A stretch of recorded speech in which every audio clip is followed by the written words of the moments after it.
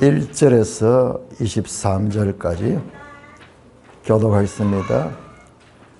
이사야 13장, 13장부터 23장까지는 이스라엘 인근의 열방들, 여러 나라들에 대한 하나님의 심판 선언이 나오는데, 그 가운데 첫 번째가 바벨론에 가는 겁니다. 바벨론 13장이 나왔고 14장 계속해서 14장 1절 여호와께서 야곱을 긍휼히 여기시며 이스라엘을 다시 택하여 그들의 땅에 두시리니 나그네 된 자가 야곱 족속과 연합하여 그들에게 애속될 것이며 그들을 데리고 그들의 본토에 돌아오니 이스라엘 족속이 여호와의 땅에서 그들을 얻어 노예로 삼겠고 전에 자기를 사로잡던 자들을 사로잡아 자기를 잡던 자들을 수강하리라.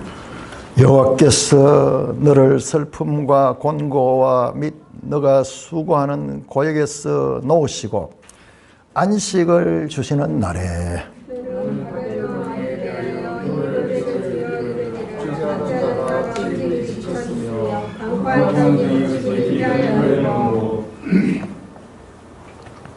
여호와께서 악인의 몽둥이와 통치자의 규를 꺾으셨도다.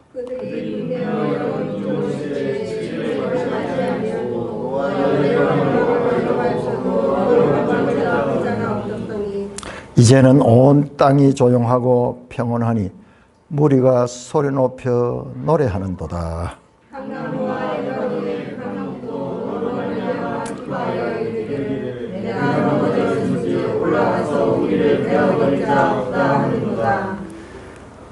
아래의 스올이 너로 말미암아 소동하여 너가 오는 것을 영접하되 그것이 세상의 모든 영웅을 너로 말미암아 움직이게 하며 열방의 모든 왕을 그들의 왕좌에서 일어서게 하므로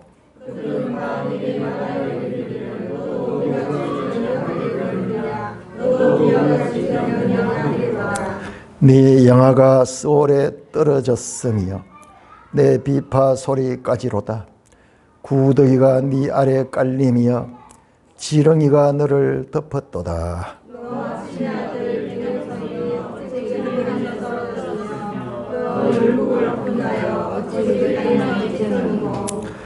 너가 너 마음에 이르기를 내가 하늘에 올라 하나님의 뭇별 위에 내 자리를 높이리라.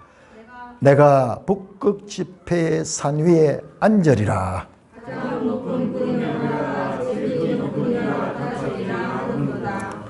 그러나 이제 너가 스올 곧 구덩이 맨 밑에 떨어짐을 당하리로다.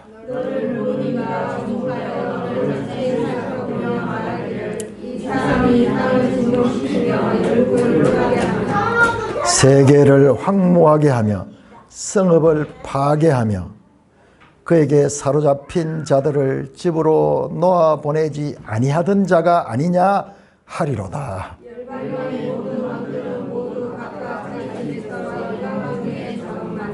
오직 너는 자기 무덤에서 내쫓겼으니 가정한 나무가지 같고 칼에 찔려 돌구덩이에 떨어진 죽음들에 둘러싸였으니 밟힌 시체와 같도다. 내가 내 땅을 망하게 하였고 내 백성을 죽였으므로 그들과 함께 안정되지 못하나니 아벨하는 자들의 손은 영원히 이름이 만들지 아니하리라 하시니라. 너희는 그들의 조상들의 죄악으로 말미암아 그의 자손 도륙하기를 준비하여 그들이 일어나 땅을 차지하여 성읍들로 세상을 가득하게 하지 못하게 하라.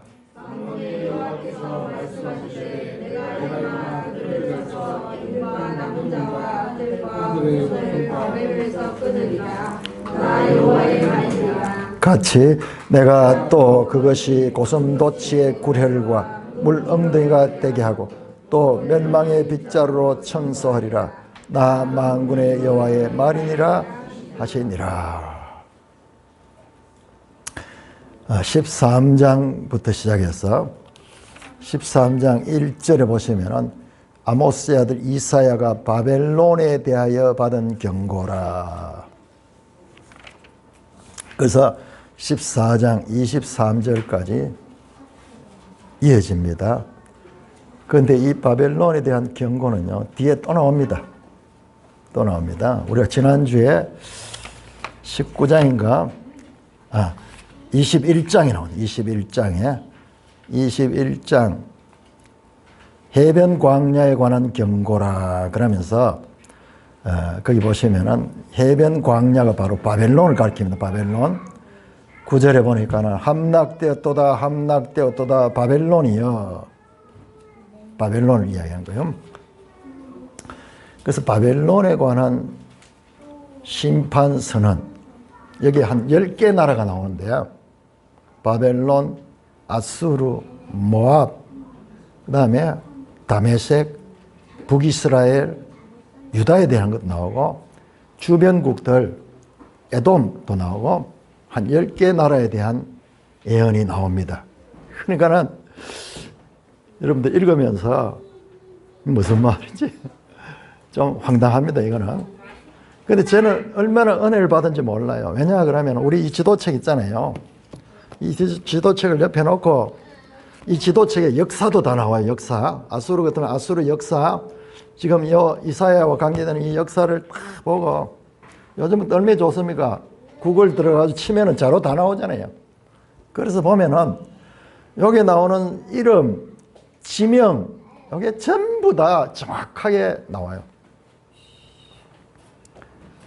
이런 배경을 모르고 읽으면은 그냥 읽어도 흐릿한데 이런 배경을 통해서 읽으니까는 우리 아까 우리 어성경 공부할 적에 가이사라 빌립보가 어딘지를 알아야 되는데 거기 갈릴리 강 위에 있어. 저 북쪽에 있어. 북쪽에.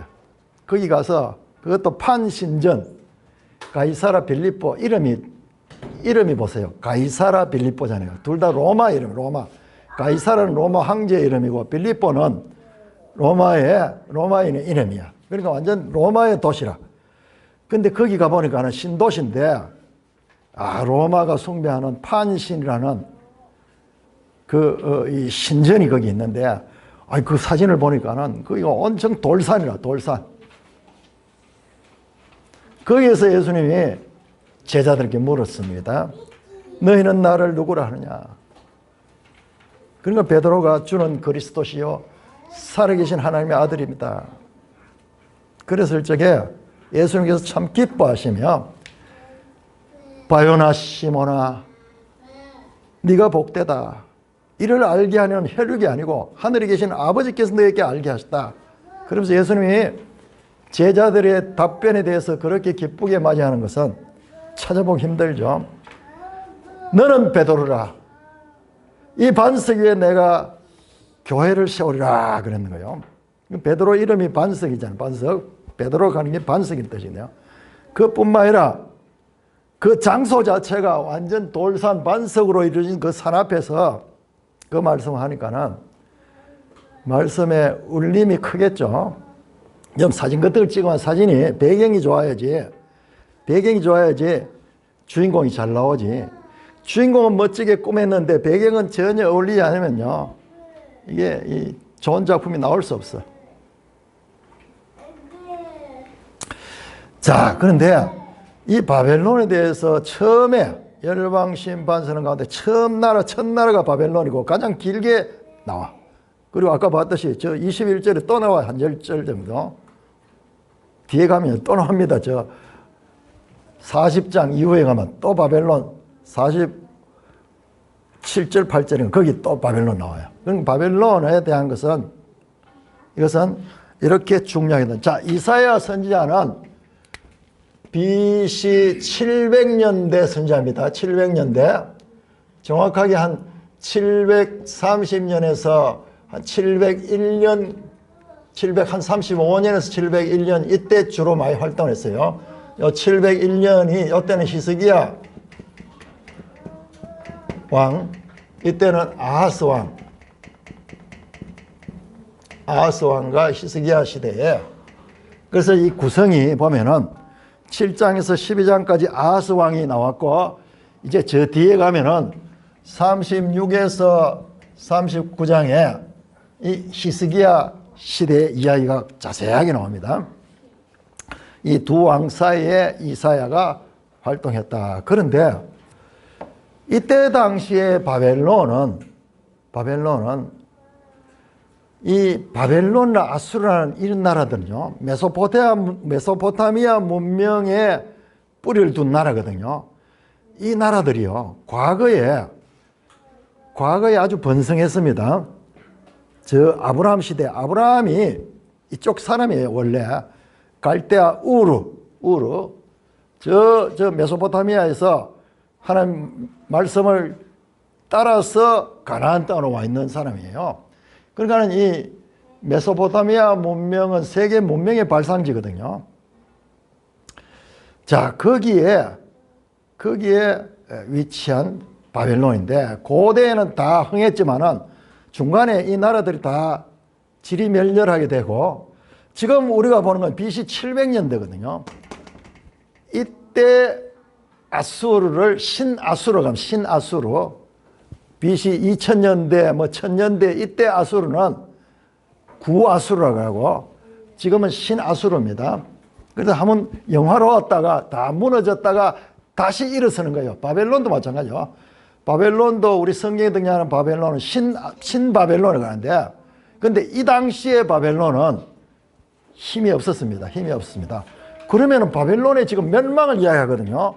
이거는 언제냐 그러면은 바벨론의 멸망은 BC 539년입니다. 539년. 자, 바벨론이 누구에게 멸망당했죠? 어느 나라에 멸망을 당했죠? 예? 메데 바사죠. 바사. 그렇습니다. 메데바사 연합군에 의해서. 자, 이때 왕이 누굽니까? 이 모든 것을 총지하던 유명한 대왕 고레스 대왕입니다. 고레스 대왕, 이 시대입니다. 그러니까는 지금 이사야 선지자의 시대에서 약 200년 후의 예언인 거예요. 200년 후에 일어날 예언입니다. 아직 이 당시로는 바벨론은 힘을 가지지 못한 거예요. 그래서 지금 이 예언은 앞에 나오는 건 그 아수르 시대의 그 예언을 하다가 갑자기 열방 예언하면서 제일 처음에 나오는 바벨론은 약 200년 후에 일어날 일들을 지금 예언을 하고 있는 것입니다. 자, 바벨론을 처음 여기서 다루고 있고, 그 다음에 13장, 14장 두 장에 걸쳐서 자세하게 말씀하고 있습니다. 자, 오늘 이 14장을 한번 분석해 보면요. 14장 우선 지도 233쪽을 한번 펴보세요. 자, 이 배경을 모르면은, 자, 지도 233쪽.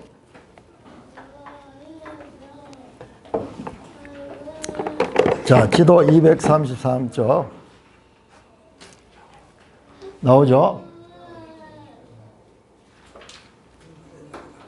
두 개를 한목은 안 되는구나. 자, 일단 우리 지도를, 책을 보시면은 이게 더 크게 나오죠? 자, 여기가 바사입니다. 바사가 원래 작아요, 나라가. 요때 이 바사국의 왕이 고레스야, 고레스. 근데 이 고레스가, 이 보세요. 메데라는 큰 나라, 메디아. 큰 나라를 BC 550년에 메데의 수도를 정복합니다. 자, 그런 다음에 이 메데 나라를 통해서 어디로 공격하냐 하면 이 오피스로 공격. 오피스, 여기가 바벨론의 주요 도시입니다. 바벨론 도시에서 고레스의 군대가 BC 539년 바벨론을 정복합니다. 여러분, 이게 우리 성경에 나와요. 이게 언제일까요? 어디에 나오는 내용일까요? 이게요, 다니엘 5장에 보면은 벨사살 왕이 연회를 펼쳤다가 그날 메대에 의해서 망하는 그날이에요. 그날. 여러분, 이 전쟁은, 이 고레스가 바벨론을 정복하는 전쟁은 세계사적으로도 유명한 전쟁이기 때문에 역사책에도 자세히 나옵니다. 유프라스 강을 이렇게 물길을 돌려가지고, 여러분, 바벨론 성은 유프라테스 강을 끼고 있거든요. 그러면 적군들이 강을 건너야 들어올 수 있어. 그래서 있는데 그 물길을 다른 길로 빼가지고 물을 얕게 해가지고 그 강을 건너서 들어옵니다. 유명한 전쟁입니다. 자, 그래서 이 고레스가 바벨론을 정복하는 바로 이때를 배경하고 있는 그런 말씀입니다.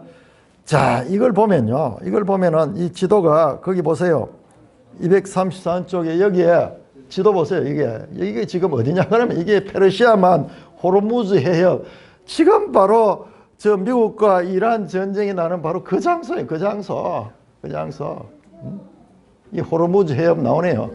여기 선박들이 못 나오고 있다가 지금 이제 통과한다 그러죠. 그래서 이 이란이라는 나라는요, 자부심이 대단한 거예요. 자존심 강하고. 왜냐 그러면은 과거 이 고레스 대왕의 나라야. 그리고 이 지도도 보면 좀 보이지만 이란 고원이 나오네. 고원 지대. 이 지대도 높아. 안 보여서 그렇지 산들이 많고 이래서 사실 미국에서 공격하기도 쉽지 않아요. 땅도 엄청 넓고 그 다음에 이 원자폭탄도 어디다 만들어가서 숨가놓고 이러는데 이걸 찾기가 힘들어. 저 막 산속에 어디 들어가지고 그래 놓을거는 그리고 우리 저 북한이나 이런 데는 한번 때려보면 끝나지만 여기는 참 만만찮은 지역이에요. 자, 그러니까는 이 세계사의 이와 같은 사건들은 좀 반복되고 있는 거예요. 자, 이거를 우리 오늘날 걸 한번 볼까요? 지도 27쪽 합니다. 27쪽. 이거는 과거고 오늘날은 이 땅이 누가 차지하고 있는가? 27쪽.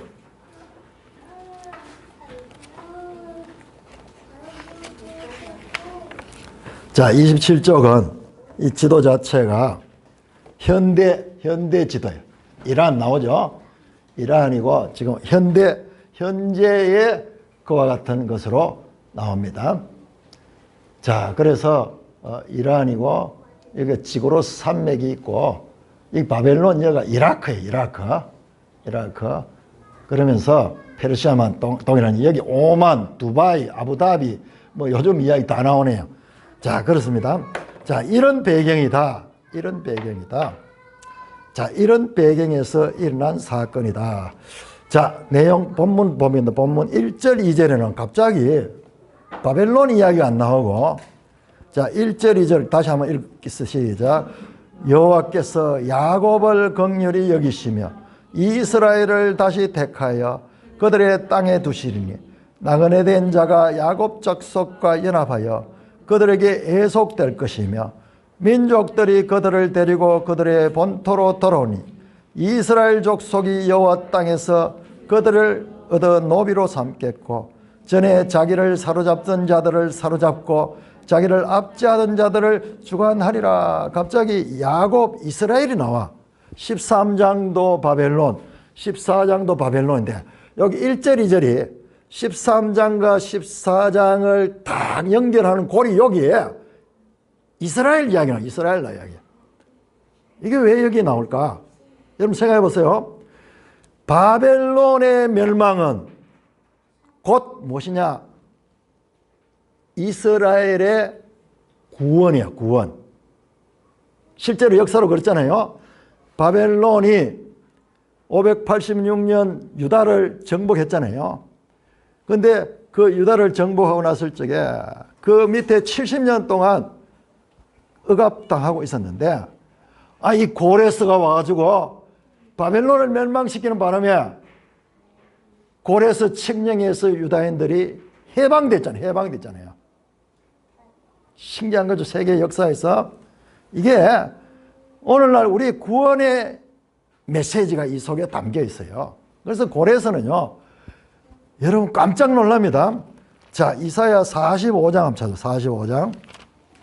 이런 배경을 알고 읽는 거하고 모르고 읽으면 무슨 말인지 몰라요. 45장.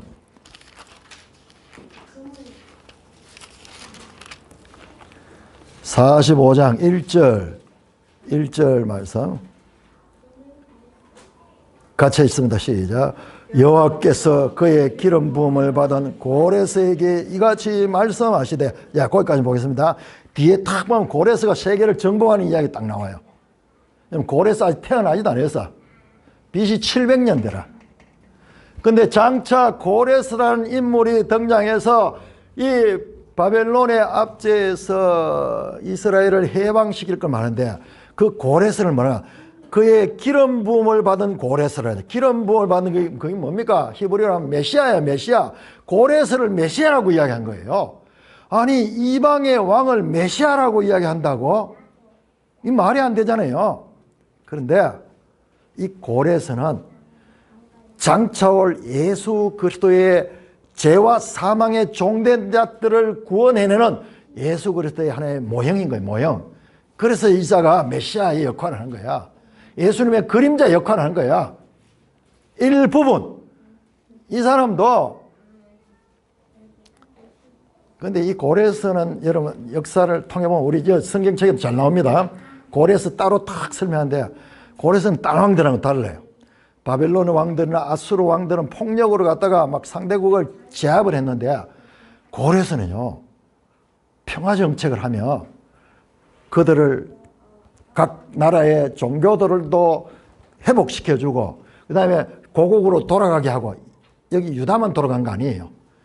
이 넓은 이 땅을 이 압제다는 그 식민지들을 다 회복시켜주는 정말 예수 그리스도의 모형적인 평화의 왕이라. 그래서 고레스는요, 알렉산더 대왕이, 우리가 알기로는 알렉산더 대왕이 세계사에서 제일 위대한 인물 같지만은 그 알렉산더의 모델이 고레스야. 고레스야. 그럴 정도로 위대한 인물이야. 근데 이 성경에 툭 나오는 거예요. 나중에요, 고레스가 이 왕이 되어서 바벨론을 정복했을 때 유다의 선지자들, 그때 있던 선지자들이 이 성경을, 이 이사야서를 보여주면서 이 당신을 여기 성경에 예언하였다고 이렇게 말했을 거예요. 성경에 알렉산더 나오잖아요.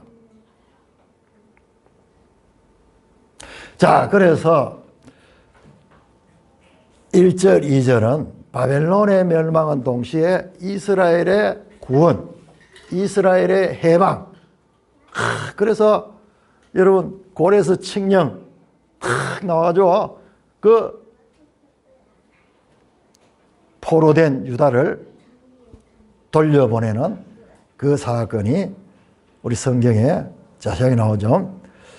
자, 3절에서 8절까지는 무슨 내용이냐 하면 그 당시에 BC 539년에 바벨론의 멸망을 이야기하는 바벨론의 멸망. 자, 4절에 너는 바벨론 왕에 대하여 이 노래를 지어 이르기를 압제하던 자가 어찌 그리 거쳤으며 강포한 성이 어찌 그리 패하느냐. 바벨론이 막강했거든요. 세계를 정복하면서.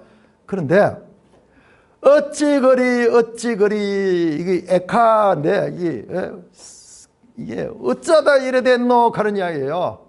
네가 어쩌다가 어찌 이런 일이 충격을 받는 거예요. 왜냐 그러면 바벨론이 너무나 막강한 나라이기 때문에 아무도 그를 건드릴 나라가 없는데 그가 무너졌기 때문에 충격을 받은 사람들이 하는 의문 어쩌다가 이런 일이 있느냐. 5절부터 여호와께서 악인의 몽둥이와 통치자의 귤을 꺾으셨도다. 하나님이 바벨론을 들어가지고 몽둥이로 사용하시고 그 바벨론을 들어가지고 하나님이 도구로 사용했는 거예요. 여러분 앞에 나왔죠. 아수르를 몽둥이로 토고 아수르를 매로 이용해서 북이스라엘을 징계하신 하나님이 이번에는 바벨론을 몽둥이로 사용한 거예요. 그러니까 하나님이 이 세계 역사를 주관하시는 거예요. 지금 열방에 관한 신탁 자체 메시지가 그런 거예요. 하나님이 이스라엘의 하나님뿐만 아니라 바벨론도 다스리고 아수르 다스리고 세계 모든 열국들을 주관하시는 분이 하나님이다. 그것을 강조하는 겁니다. 자, 여러분,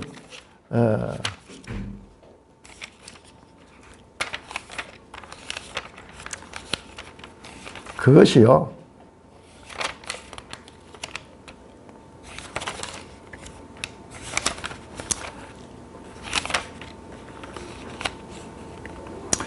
(14장) 26절 27절 14장 26절 27절 같이 한번 읽어볼까? 시작. 이것이 온 세계를 향한 정한 경령이며 이것이 열방을 향하여 편손이라 하셨나니 만군의 여호와께서 경영하셨은즉 누가 능히 그것을 패하며 그의 손을 펴선즉 누가 능히 그것을 돌이키라. 하나님이 세계 경영자세요. 세계 경영자세요. 여러분, 우리가 성경을 통해서 하나님을 잘 알아야 돼요. 하나님은 그냥 저 이스라엘의 수호신 같은 하나님이 아니에요. 온 세상을 다스리는데 이스라엘을 특별한 도구로 사용하시는 거예요. 하나님 모델 나라로 사용하셔가지고 그들을 통해가지고 온 세상이 하나님을 알 수 있는 도구로 이스라엘을 사용했는 거예요. 그러니까 지금은 바벨론을 이스라엘을 길들이는 도구로 사용하시는 거예요. 자, 그래서 이 6절에 그들이 분내어, 그들은 바벨론이요, 어떻게 이 땅에 있을 때 어떻게 했는가를 설명하는 거예요. 그들이 분내어 여러 민족을 치되 치기를 마지 아니했으며 노하여 열방을 억압하였도다. 그 억압을 막을 자가 없었더니 바벨론이 막 온 나라들을 정복하면서 폭력으로 짓누르던 그 장면을 이야기를 합니다. 여러 민족을 치고 열방을 억압했다는 거예요. 그런데 이제는 온 땅이 조용하고 평온하니 무리가 소리 높여 노래하는더라. 여러분, 온 땅이 막 억압을 당했는데 저 북한 땅 같은데 지금 수십 년 동안 이 억압당하다가 거기서 해방됐을 때 그 기쁨이 어떻겠어요? 이건 한 나라가 아니고 주변국들이 다 억압을 당해서 유다뿐만 아니라 바로 있는 아람도 억압을 당하고 심지어는 애굽까지 억압을 당해서 주변 모든 나라들이 이 바벨론에 억압당했는데 그 억압자가 죽어버리니까는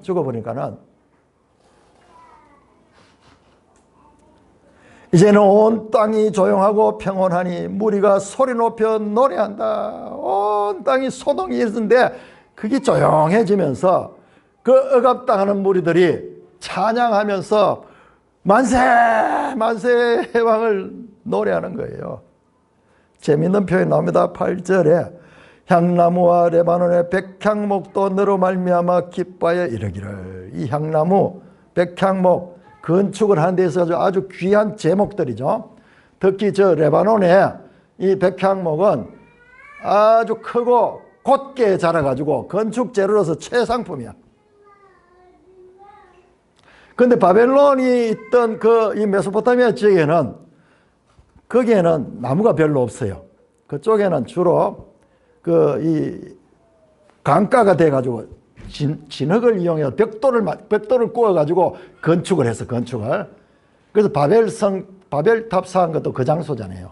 그때 바벨탑 쌓을 때 보시면, 자세히 보면요, 진흙으로 벽돌을 만들어가지고 규격화된 이런 벽돌을 구워가지고 그래야 성을 쌓는 거예요.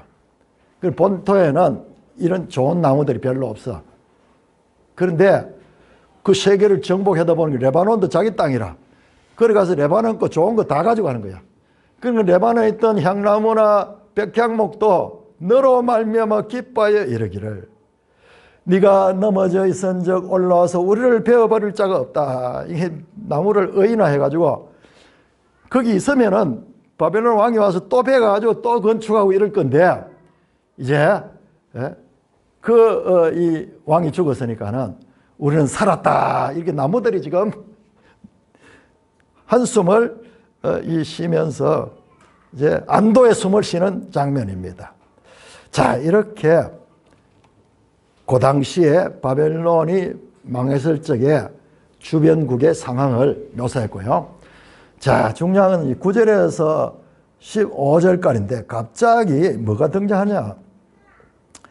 아래에 소리 너로 말미암아 소동하며, 지금 9절에서 15절은요 갑자기 장면이 이 세상이 아니에요. 저 영계로 우리 가는 거, 우리 눈에 보이지 않는 스올 가는 거는 저 지옥. 그 다음에 스올은 어떨 때는 무덤으로 표현되기도 하고, 구덩이, 큰 구덩이. 우리 저 신약성에는 무저갱 가는 것도 일종의 이런 걸 거예요. 끝이 없는 거예요. 끝이 없는 구덩이야. 무저갱 가는 게 없을 무자 접 바닥 저자거든요.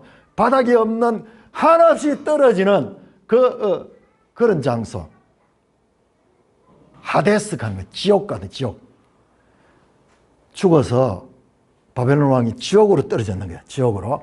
그 장면을 그림으로 보여줍니다. 그러니까 우리 성경을 읽으면서 이야, 성경이 묘사하는 이런 문학적인 표현법을 자꾸 익혀야 돼요. 그러면은 이해하기 쉬워요. 자, 그러니까는 스올로 떨어졌는 거예요. 지옥으로 갔는 거예요. 그러니까는 그가 아래의 스올이 너로 말미암아 소동하여 네가 오는 것을 영접하되, 이 큰 왕이 지옥으로 오니까는 지옥에 있는 먼저 와 있던 것들이 막 웅성웅성 가는 거예요. 자, 그러면서 왜 이 웅성하느냐? 세상의 모든 영웅을 너로 말미암아 움직이게 하며 열방의 모든 왕을 그들의 왕자에서 일어서게 하므로, 이 바벨론이 가는 곳마다 나라들이 그 앞에 지배를 당하고 이 왕들은 일어서서 그를 맞이하고 그래야 되거든요. 높은 사람이 오면 자리에 못 앉아 있잖아요. 그 이야기인 거야.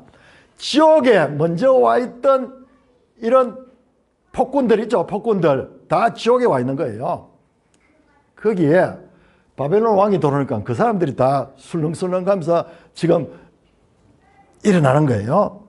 10절, 그들이 먼저 와 있던 세상의 모든 영웅, 열방의 모든 왕들, 소울에 살고 있는 먼저 와서 지옥에 있던 자들이 바벨론 왕에 대해서 뭐라고 말하냐? 너도 우리같이 연약하게 되었느냐? 너도 우리같이 되었느냐? 아니, 이럴 수가 있느냐? 자기들도 놀라는 거야. 왜냐하면 바벨론은 영원할 줄 알았는 거야. 11절, 내 영화가 소울에 떨어졌으며 내 비파 소리까지로다. 구더기가 내 아래 깔리며 지렁이가 너를 덮었도다.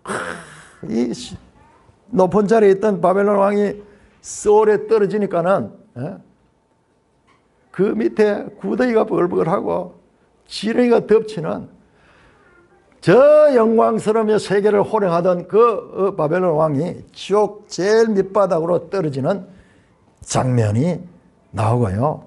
그 지옥 안에서 먼저 와 있던 폭군들이 그를 맞이하면서 놀라는 장면이 나옵니다. 자, 그런데 12절부터 갑자기 너 아침의 아들 계명성이여 어찌 그리 하늘에서 떨어졌으며 너 열국을 엎은 자여 어찌 그리 땅에 찍혔는고. 갑자기 바벨론 왕을 이야기하다가 아침의 아들 계명성이여 벤 샤할 계명성은 헤이렐레 하는데, 이 계명성은요 킹제임스 성경에는 루시퍼거든. 루시퍼는요 빛나는 존재, 빛나는 자. 여러분, 사도 바울이 사단을 이야기할 때 사단도 광명의 천사로 가장한다 하는 그거예요. 빛나는 자, 광명의 천사가 이 아침의 아들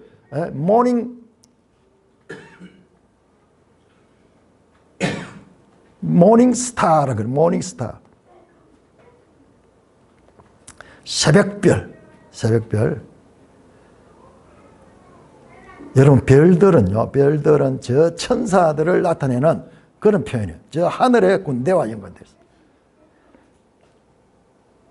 아침의 아들 계명성이여 어찌 그리 하늘에서 떨어지시며, 바벨론 왕이 죽은 을 이야기하다 갑자기 이 루시퍼, 사탄이거든, 사탄이 하늘에서 떨어지는 이야기가 나오는 거예요.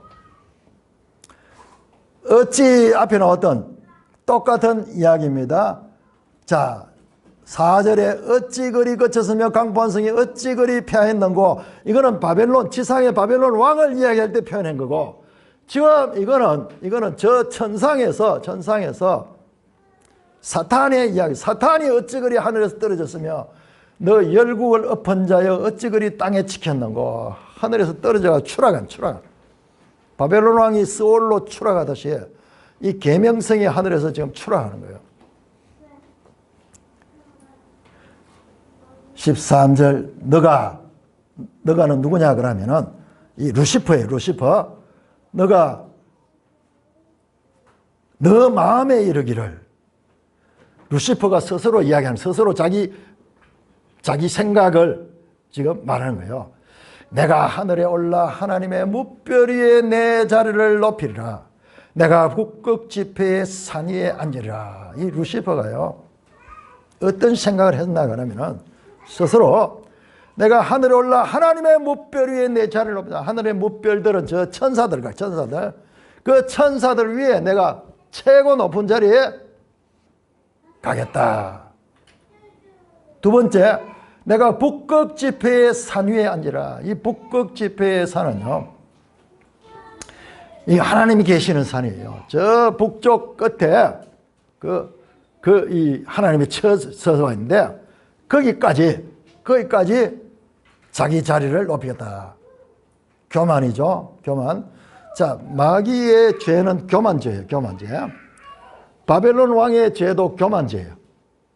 그래, 추락하는 것은 날개가 있다. 날개가 있어 높이 올라가야지 떨어질 게 있지. 밑에 땅에 있는 건 떨어질 데가 없어. 원래 낮은 사람들은.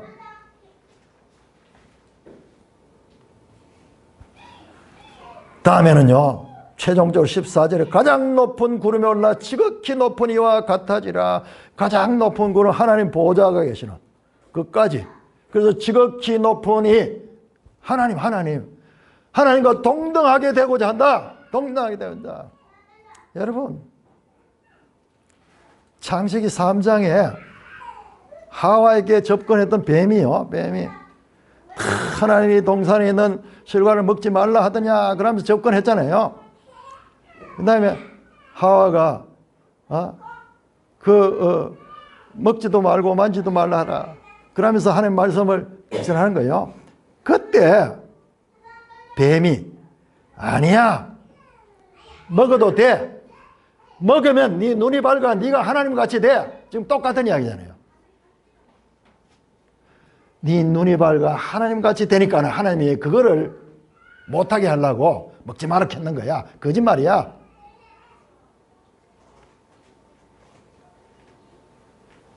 이 마귀 자기 태도야. 하나님과 동등하게 되고자 하려 하는더라. 그러나 이제 너가 쏠 곳 구덩이 맨 밑에 떨어짐을 당하리라. 자, 이와 같이 교만하게 하나님을 대적했던 이 루시퍼가 하늘에서 땅으로 내쫓겼습니다. 여러분 자세히 생각해 보면요, 예수님은 이걸 보시거든요. 우리 사람은 몰라요.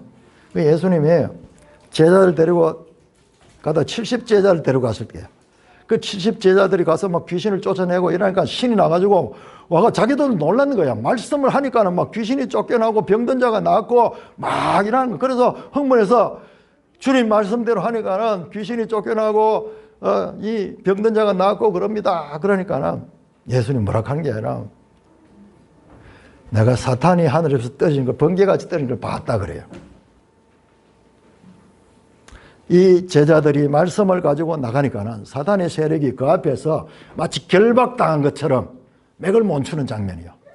여러분 계시록 12장에 보면요, 하늘에 전쟁이 있는데 미가엘과 그의 군사들과 용과 그의 사자들, 용, 에뱀, 곧 마귀라고 사탄이 하는 그 사탄의 군대와 미가엘 군대 전쟁 장면입니다. 그 전쟁에서 미가엘이 이기고요. 사탄이 땅으로 쫓겨나는 장면입니다. 그래서 성경의 여러 장면에서 보면은 공통점이 사탄은 교만하고 하나님과 같이 동등하게 되고자 하고, 그 다음에 그가 하나님께로 침을 당해서 떨어지는 거예요. 땅에 떨어집니다. 떨어지는 거예요. 자, 이렇게 여기서 갑자기 사탄 이야기 나오는 거예요. 여러분, 바벨론 왕 이야기 하다가 갑자기 이 영계에 사탄의 몰락에 관한 그런 이야기가 나오고 있습니다.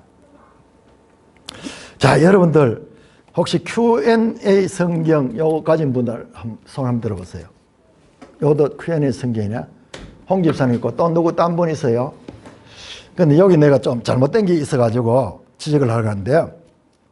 자, 14장 페이지 수로 984쪽에 보면 방금 제가 했던 이 설명을 거기 주석을 해놨는데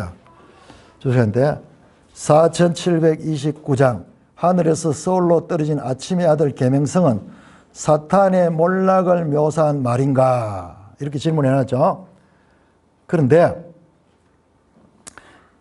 이렇게 이야기합니다. 그 중간에 바벨론을 정복하려고 스스로 바벨론 왕이라고 칭했던 아수르 왕 산헤립이 하늘의 가장 높은 곳에 옷을 계명성처럼 온 세상을 지배하고 있어요. 이걸 산헤립에 관한 이야기로 그렇게 설명해 놨어요. 산헤립은 누굽니까? 산헤립은 아수르 왕이에요. 아수르.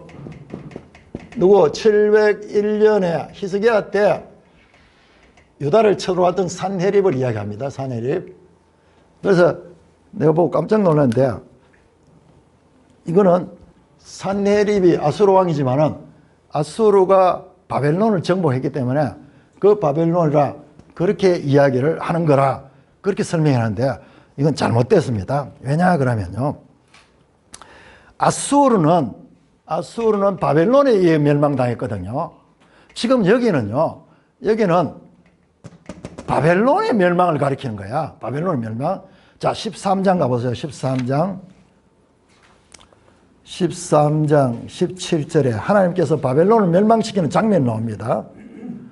13장 17절 같이 읽습니다. 시작. 보라, 은을 돌아보지 아니하며 금을 기쁘지 않은 메대 사람을 내가 충동하여 그들을 치게 하더니 메대 사람이 활로 청년을 죽이면서, 지금 이거는요, 메대가 지금 공격하는 이야기예요. 메대가 공격하는 겁니다. 자, 21장 2절 보세요. 21장도 지금 같은 바벨론 내용입니다. 21장 2절 한번 보세요. 2절 후반절 끝에 가면 2절 후반절 엘람이여 올라가고 메대여 에워사라, 메대여 에워사라. 지도 제일 처음에 거 한번 다시 떼어보세요. 지도 제일 처음에 거. 자, 우리 지도 책 한번 봅시다. 233.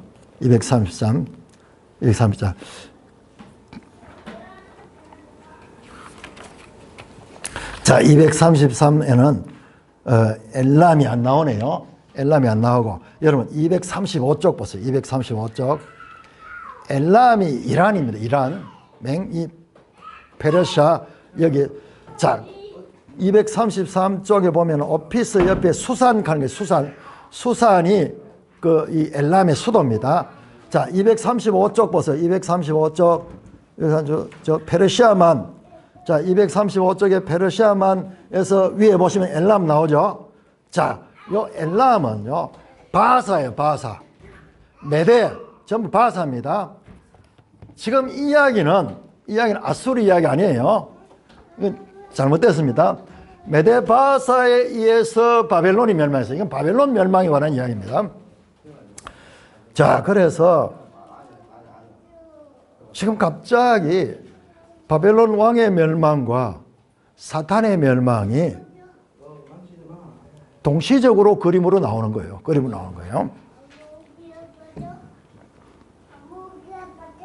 16절 이하 보면 16절 이하는 16절에서 20절까지는 다시 그 당시의 일. 자, 바벨론 왕이 죽었을 적에 세상 사람들이 하는 반응입니다.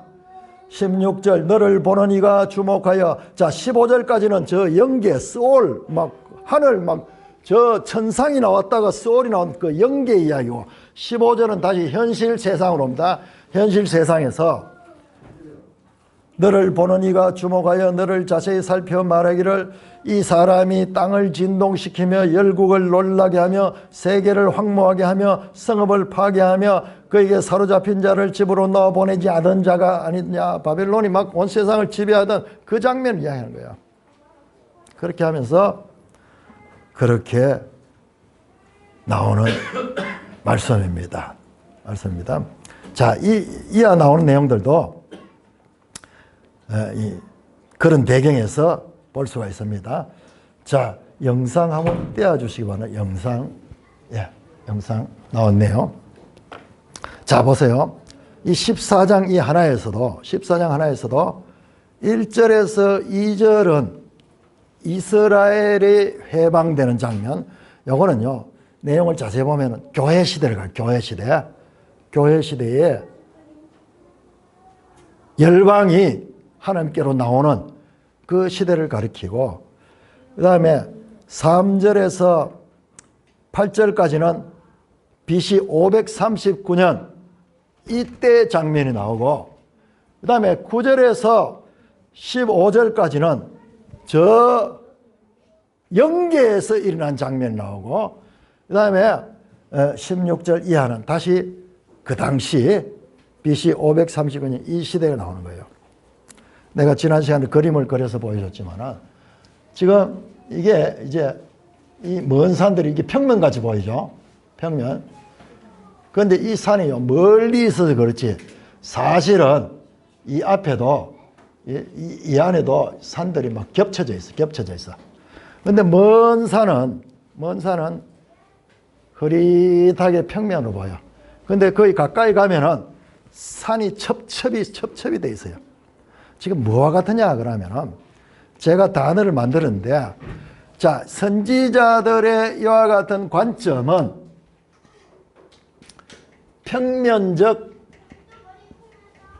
원근법이다. 이 무슨 말이냐 그러면, 원근법 가는 것은 가까울 원자, 먼 원자, 가까운 근자거든요. 그래서 가까이 있고 멀리 있는 것. 그림 같은 그림은 원근법으로 그리면 입체감이 나는 거야. 저 멀리 있는 것은 적게 보이고 흐리게 보이고, 가까이 있는 것은 크게 보이고 뚜렷하게 보여요. 그러면 평면이지만은 깊이가 나. 그래서 원근법이 나오는데, 그 평면적이라. 지금 여기 한 장에다가 저 영계의 사건, BC 500년대의 사건, 교회 시대의 사건, 어떤 때는 예수님의 재림 때의 사건들이 한 장에 그냥 나열되어 있어. 그래서 이 선지자의 시각이 어려운 게 바로 이렇게 어려운 거예요. 그래서 우리가 이거를 여기 어느 시대의 이야기인가 요거를 구별해내야 돼. 그러면은 그냥 이 평면으로 보이는 것도 우리가 구체적으로 이해를 할 수가 있는 것입니다. 자, 이 바벨론은 우리 성경에서 아주 한 나라, 이 시대의 한 나라일 뿐만 아니라 이 바벨론은 창세기부터 해서 계시록까지 세상 나라, 하나님을 대적하는 세상 나라를 총칭하는 그런 나라가 바벨론입니다. 그래서 우리 아까 교독할 적에 계시록 18장을 교독했는데, 세상 나라의 멸망과 19장에 그리스도의 재림의 나라가 이렇게 바로 이웃에 위치하고 있습니다. 자,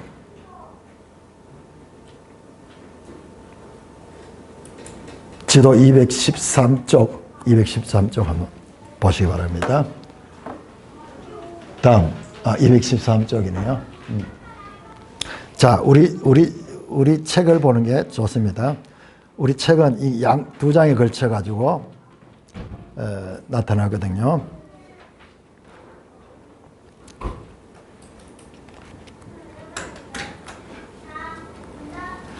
우리 책에 212쪽, 213쪽 여기 보세요.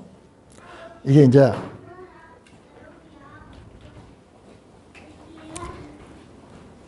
바벨론, 요건 지금 아수르가 세계를 지배하고 있을 때인데, 저 바벨론 위치에 있던 이 지역이 바로 유프라테스 강과 티그리스 강을 큰 두 강이 흐르는 인류 문명의 발상지. 그래서 바벨론이라는 나라는요, 인류 역사적인 그런 상징성이 있는 그와 같은 나라고,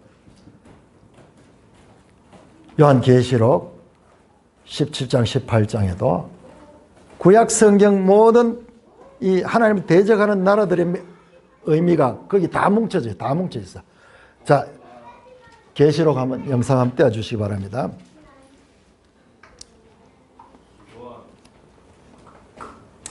이 주제가요, 이 바벨론 주제는 창세기부터 계시록에 관통하는 어마어마한 주제예요. 자, 여러분들 계시록 17장 4절에 보니까는 이 엄녀가 나오는데, 그 여자가 나오는데 손에 금잔을 가졌다. 금잔을 가졌는데, 이건요 그냥 나온 게 아니고 에레미야에 이미 나왔어요. 바벨론은 여호와의 손에 잡힌 온 세계가 취하게 하는 금잔이라, 온 세상이 바벨론의 사상에 들어간 거예요. 이게 마귀의 사상, 온 세상에 들어간 거예요. 반대로 하나님의 말씀도 온 세상에 하나님의 백성들에게 들어가잖아요. 그래서 여러분 이 살아보면서 보니까는 이 하나님의 말씀이요, 하나님의 말씀이 젊을 때 보는 거하고 완전히 달라요. 정말 이 세상은요, 이 바벨론 세력과 하나님의 백성 세력이 각축전을 벌이는 이 현장이에요. 지금 온 세상에 보면 지금 얼마나 우리나라도 선명합니까? 지금 우파 좌파로 쫙 나눠지네요. 도저히 하나 될 수 없을 것 같은 이런 현상들, 이게 우리나라는 그런 줄 알았는데 세계가 그렇게 돼요. 세계가 그렇게 돼요. 자, 이 바벨론의 사상이 온 세계를 취하게 하는 금잔이라 에레미야 나옵니다. 에레미야. 포도주를 마심으로 미치다 말이 술을 마시면 거기 취하듯이 온 세상이 여기 취하는 거예요. 그런데 계시로 나오는 그 여자도 그래요. 그 여자도 자줏빛과 붉은 빛 있고 금과 보석과 진주로 손에 금잔을 가진데, 그 속에는 가정한 물건과 음행에 더러운 것, 하나님을 대적하고 하나님이 싫어하는 이 모든 것들이 이로부터 나오는 거예요. 이 바벨론이 그 여자의 엄녀의 이 이마에 이름이 기록인데 비밀이라, 이 사람이 알 수 없는 미스테리야. 그건 성경을 통해서는 우리가 알 수 있어요. 감추어진 것은 우리 하나님께 속한 것이고 나타난 것은 우리와 우리 후손에게 속한 것이다. 신명기 29장 29절의 말씀, 이 하나님께 속한 이 말씀을 알면 이 감추은 게 다 비밀을 알 수가 있어요. 선지자들이 지금 비밀을 열어주잖아요. 그것이 바로 정체가 큰 바벨론이고 땅의 음녀들과 가정한 것들의 의미다. 이 세상에 하나님을 대적하는 모든 것들이 여기서 나오는 거예요. 다음. 자, 계시록 18장에 보면요, 바벨론이 무너지는데 거기 여자가 등장해요. 여자가. 그가 얼마나 자기를 영화롭게 하였던지 사치하였던 그만큼 고통과 애통함을 갚아주라. 그가 마음에 스스로 이렇게 자기를 이렇게 말합니다. 나는 여왕으로 앉은 자요 과부가 아니라 결단코 애통함을 당하지 않는다. 나는 영원한 여왕이다. 아무도 나를 건드리지 못한다. 큰 소리 꽝꽝 치고 있죠. 그런데 이사야 47장에 보시면요, 이 내용을 더 자세하게 설명합니다. 딸 갈대아여, 갈대아는 바벨론의 다른 이름이거든요. 잠잠의 흑암에 들어가는 네가 다시는 여러 왕국의 여주인이라 일컬음을 받지 못하리라. 네가 말하기를 내가 영영한 여주인이라고 한 이 말을 마음에 두지도 아니하고 그들이 종말도 생각지 아니하리라. 그러면 사치하고 평하게 지내며 이르기를, 마음에 이르기를, 똑같잖아요. 자기 마음에 말하기를 똑같잖아요. 나뿐이라. 나 외에 다른 이가 없도다. 나는 과부로 지내지 않고 과부가 아니라 자녀를 잃어버리는 일도 모르리라. 너는 이제 들을지라. 그러면서 바벨론의 멸망을 말합니다. 18장 4절에 보니까는 하늘로부터 다른 음성이 나서 나오는데 하나님의 백성들을 불러냅니다. 내 백성아 거기서 나와 그의 죄에 참여하여 그의 받을 재앙들을 받지 말라. 하나님의 백성들은 이 소리를 듣고 바벨론으로서 나옵니다. 그러나 세상 모든 사람들은 거기에 같이 멸망을 당합니다. 자, 우리 한번 같이 읽어볼까요? 시작. 바벨론 가운데서 도망하여 나와서 각기 생명을 구원하고 그의 제약으로 말미암아 끊어짐을 보지 말지어다. 이는 여호와의 보복의 때니 그에게 보복하시리라. 같이 나의 백성아 너희는 그 중에서 나와 각기 여호와의 진노를 피하라. 여러분 성경에 이 바벨론은 그냥 한 나라 아니에요. 하나님을 대적하는 악의 세력의 총체적인 그와 같은 상징이 바벨론인 것입니다. 그러니까 우리가 지금 이사야를 읽고 있지만은 이사야 속에 지난주에 보면 메시아가 막 예언되어 있죠. 이번엔 저 사탄이 나오고 그 세력들의 처음과 끝이 나오고 그리고 세계 역사 가운데 일어난 일들이 같은 원리에서 반복된다는 것을 우리는 이 선지서를 통하여 알 수가 있습니다. 사랑하는 형제 자매 여러분,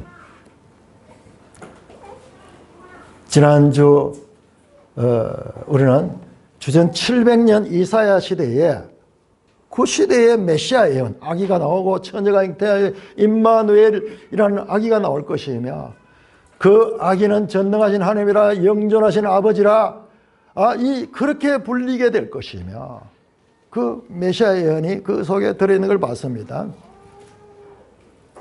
이번 주에 읽은 말씀은 이스라엘만 아니라 온 세상의 열국에 대한 하나님의 계시의 말씀들을 우리가 읽고 있습니다. 우리가 지난주 이번 주에 읽었던 이 내용들은요, 제가 방금 설명했던 이런 역사적, 정치적, 지리적 배경을 알지 못하고 읽으면 무슨 말인지 몰라요. 근데 이걸 알고 지도책을 갖다 놓고 이래 찾아보면요, 와, 이게 정확한 하나님의 약속이었고 이게 역사 가운데 성취됐다는 것을 확인할 수가 있습니다.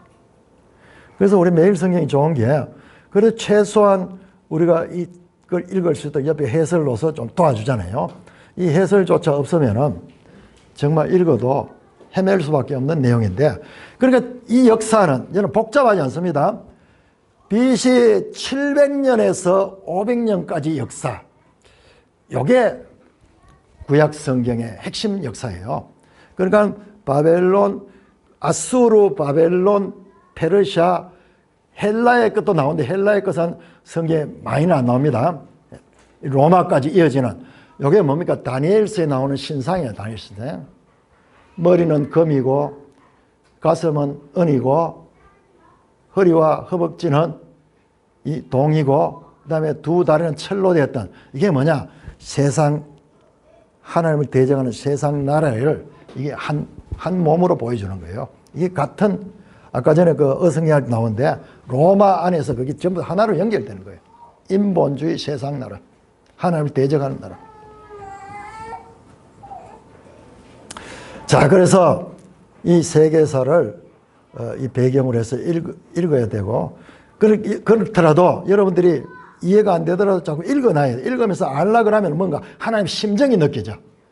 하나님 심정이 느껴져. 저는 이제 이 풀타임으로 하니까는 이걸 하나하나 이제 찾아가지고 뭐 이렇게 다 해서 이렇게 보고 나니까는요, 흐릿하게 보이던 게 뚜렷하게 보이는데 너무나 정확하게 보여. 너무나 정확하게. 여러분들 읽고 내가 설교 한 절 한 절 매일 하고 있거든요. 그거를 도움을 받으면은 이 말씀들도 훨씬 더 이해가 될 것입니다. 이 이사야서는 주전 700년대 쓰여진 당대 시대적 배경을 기반하여 주어진 하나님의 계시지만 그 속에 오늘 봤듯이 저 영적인 사탄의 세력이 어떻게 지금 이 바벨론 왕의 몰락과 사탄의 몰락이 연속성을 가지는 것도 우리에게 알려주고 있습니다. 이사야서는 신약에서 가장 많이 인용되는 선지서입니다. 자, 이번 주에 읽게 될 내용들은 이제 23장 끝나면 24장에서 28장까지도요. 어마어마한 내용이에요, 이게. 이거는 단순한 어떤 시대에 대한 이야기도 아니고 세상의 이 모든 하나의 기본 원리에 관한 내용들인데, 여기에 뭐가 나오느냐 그러면 25장에 우리 지난번 고린도전서 공부할 때 나왔던 사망을 영원히 패할 것이다 그러면서 사망아 너희 삼키는 것이 어디 있느냐 그러면서 나왔던 그런 메시지가 여기에 들어있어요. 이번 주간에 들어있습니다. 쉽지 않는 내용이 나온 여러분들이 읽어두세요. 읽으면서 어떨 때 하나님께서 깨우쳐 주시면요, 무슨 내용인지는 모르지만은 굉장한 내용이 있다, 그것만 알아도 돼요. 그것만 알아도 하나님 마음을 느꼈어. 자, 그래서 이번 주에도 이사야서를 읽게 되고, 이번 주 다음 주까지 되게 깊은 내용들 나옵니다. 금을 찾듯이, 은을 찾듯이, 감추인 보화를 찾듯이 하나님의 말씀의 광맥에서 보화들을 캐내시는, 무덥지만은 이 말씀의 기쁨으로 이 하나님의 말씀을 이 광맥을 캐내시는 저와 여러분 되시기를 주님의 이름으로 축원합니다. 오 하나님 아버지, 은혜를 감사합니다. 하나님의 말씀은 높이와 깊이와 넓이와 우리 인생으로서는 도무지 측량할 수 없는 그와 같은 말씀인 것을 오늘 보았습니다. 하나님 아버지, 성령은 진리의 영이기 때문에 우리가 보아도 보지 못하고 들어도 듣지 못하던 상태에서 보고 알 수 있고 듣고 깨달을 수 있는 성령을 보내주셨사오니 하나님, 더 이상 우리가 영적 기머거리가, 영적 소경이 아니라 하나님의 뜻을 깨닫는 하나님의 아들들 되게 하여 주시옵소서. 감사하며 우리 주 예수 그리스도의 이름으로 기도드리옵나이다. 아멘.